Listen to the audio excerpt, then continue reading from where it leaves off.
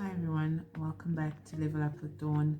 Today we're going to be talking about building self-trust through installing discipline. But before we get into self-trust, I want to talk a bit about discipline and the way that we usually understand it, and how that understanding has sort of changed for me, especially through my experiences in trying to instill discipline within my life and like just in general in the things that I do.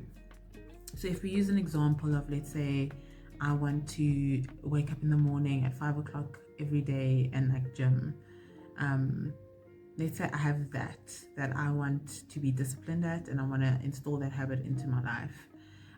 Initially, like there's excitement around it, like I can see like 3 months from now how much better I will feel, how much stronger I will feel because of like putting this habit into my life. And so that gives me like quite a bit of motivation when I want to start this. But then our old habits, or like the things that kept us or got us to the situation where we want to change, they're still lingering there in the background, right? So day one, I wake up, it's a little bit tough, the alarm, I'm struggling, but I get up, I gym, and like I'm happy, I'm like proud of myself. Second day, do the same thing. Third day, do the same thing. Then maybe like on the fourth day, it's a little bit more difficult because I have like thoughts of, oh, I don't want to wake up today, oh, it's so cold. Maybe I don't want to do it now. Like, can I rather just do it when I get back from work? Like, those are sort of like those little bad habits from the past, like trying to creep you and steal you back to the person you used to be, or like the habits that you used to have. But because you still remember, no, I'm building my strength, this is good for my health, like you're able to just fight those thoughts and then get up and do it. So that goes on. I think some people are very fortunate because they can like put that habit in place and just keep going. But like for me, I know for me it's been a bit difficult sometimes, and I stop, or life gets really hectic. And like, when you do reach that first hurdle, that's usually what happens, right? Something in your life is just demanding so much attention from you, and you just like, the only thing you can sacrifice is waking up at 5 and gymming. So because of that, I get off this habit. At this point, I think a lot of people feel disappointed in themselves. Number one, they feel like, okay, I've failed at this thing called discipline. But I don't think that's the case. I think, the more that I've strived for discipline, I feel like the discipline comes in the always trying again, rather than in the I can tick off all the days in the week. Ideally, in this position, like if you do fall off of the habit that you're trying to keep, you do so without judgment. I think it's only now maybe that I've gotten to the point where I can do so without judgment. But it's tough, like, when you, especially with discipline and like the rhetoric around it, if you feel like you're not a disciplined person, you feel like you can't achieve anything in life. Like you feel like,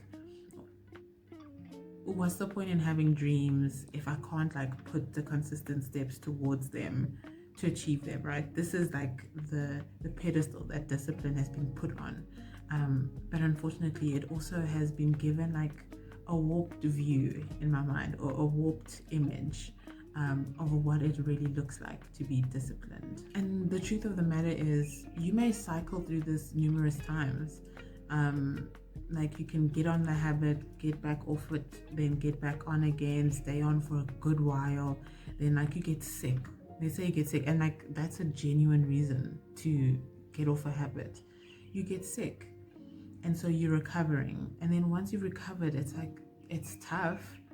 But maybe like, it takes you, and that's an excellent example. Like, let's say you get sick and you get off that habit. And now after you've healed and like you've recovered, you want to get back on, right? I've found that if I have fallen off of a habit without judgment, I can get back on it that much faster. The cycle of shame that comes around thinking that my discipline has failed at the point where life has taken over puts me in detriment, because I have to work through all that shame first before like I sort of feel confident enough to like get back into striving for this habit or this thing that I want to be consistent in, right? So the lack of judgment part is just, I think, so important. But the point really is, like, this can happen on and on and on. Like life fluctuates, and the attention that you need to give it, the areas that you need to give attention to. So we need to be more holistic in the way that we look at discipline. Using myself as an example, I started 75 hard, and work has been really hectic, so I haven't been able to do the exercise part of it. But the food and the personal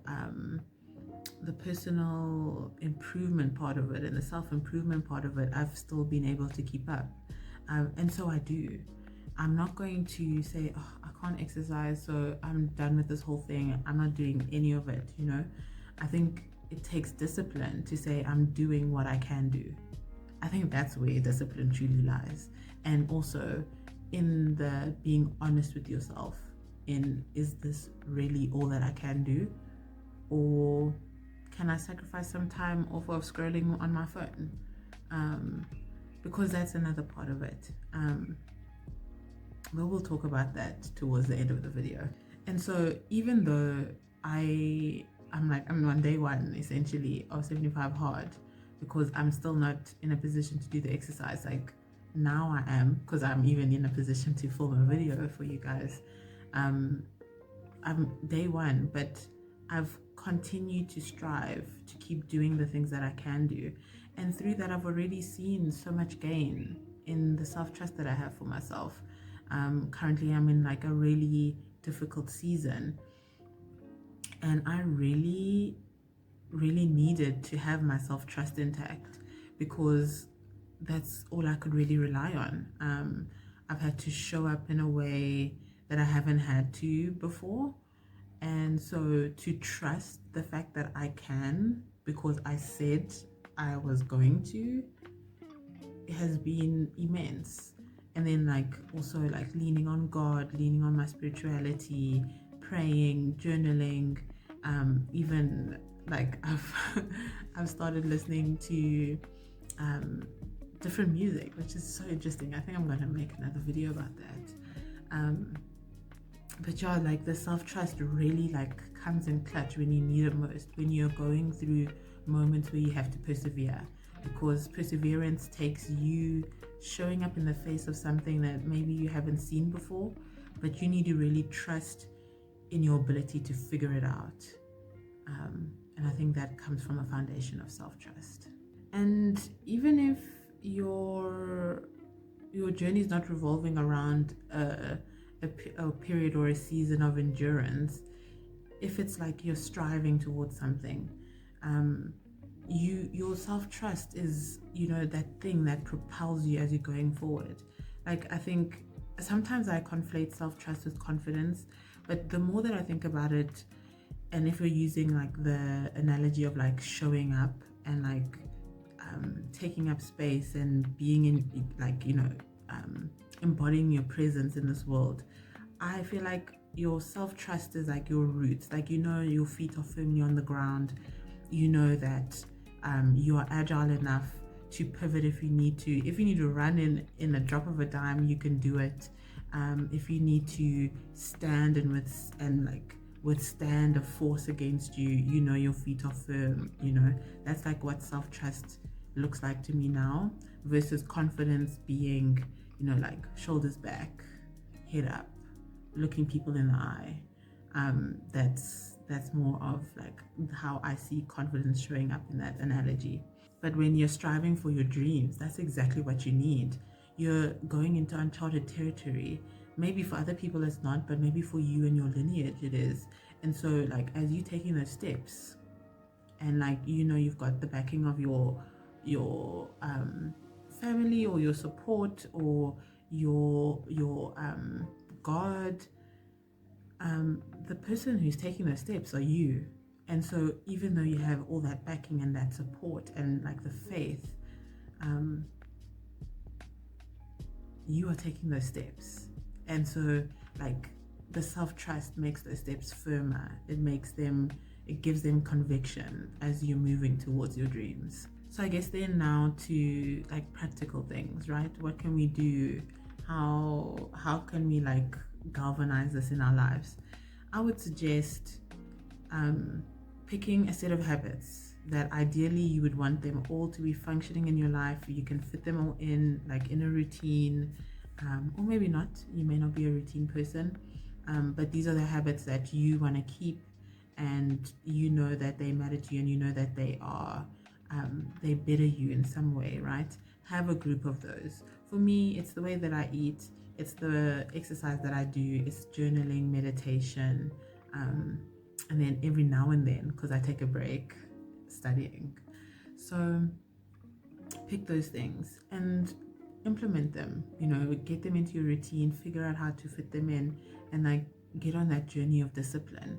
But the important part comes when life happens, when you have to change your attentions, and really show yourself how disciplined you can be in those situations.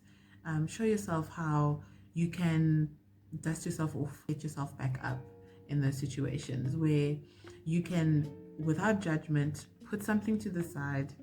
I know this is still important to me. I do want to exercise in the morning, but right now, like, I cannot live on 2 hours of sleep because these projects are crazy or whatever's going on. Put it to the side without judgment, and as soon as you can pick it back up with the same intention and determination as you had before. And I think that it helps so much in demonstrating grace for yourself, number one, which I think a lot of people still need to learn. I'm still also learning, but it just having that grace for yourself, but also giving yourself numerous examples of how you said, okay, now I'm back, and you were back, and that builds your trust. That helps you to really believe the things that you say. And I hope also at the same time you're making sure that you're saying good things about yourself. And like I said before, this time you also have to be extremely honest about the time that you have when implementing these habits. Is it time that you have or don't have? Or is it time that you're not willing to prioritize? Is it something you're not willing to prioritize? So you need to be able to discern the difference between that. But I think when you can get that going and get the consistency going in that, the consistency in trying, not the consistency in doing, because the consistency in doing will happen, but the consistency in striving for it and endeavoring to do it will automatically lead to it being done. It's like saying, you know how some people frame going to the gym like, I don't know if I'm going to gym or not. All I know is I'm going to put on my clothes and get into the gym, get into the physical building of the gym. I know when I get there, I'm just like, oh, let me just row something. Let me just walk on a treadmill. Now look, you're gymming, right? But the promise was, I'm getting myself in that building. That's where the discipline is, for me at least. If you found this video helpful, please do give it a like. Please subscribe to the channel and also leave me a comment. If you haven't watched my intuition video, I'll leave it over here. And thank you. I'll see you guys in the next video. Bye.